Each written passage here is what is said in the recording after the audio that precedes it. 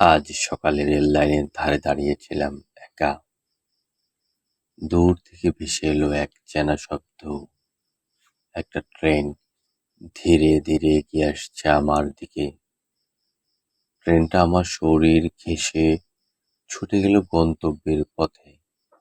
আমি শুধু তাকিয়ে রইলাম, দু চোখ ভরে হাত নাড়িয়ে জানালাম শুভ কামনা। এই রেললাইনটা গ্রামের, কিন্তু আমার জীবনে কত গল্প যে জড়িয়ে আছে এতে।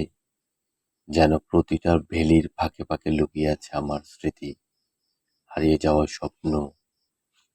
দাঁড়িয়ে দাঁড়িয়ে ভাবি, হয়তো একদিন আমিও এমনই কোনো রেলের কামরায় হারিয়ে যাব, দিগন্তের ওপারে। রেলটা চলে গেল, কিন্তু রেখে গেল বুক ভরা আবেগ আর একটা প্রশ্ন, এই জীবনটা কোন গন্তব্যে যাচ্ছে।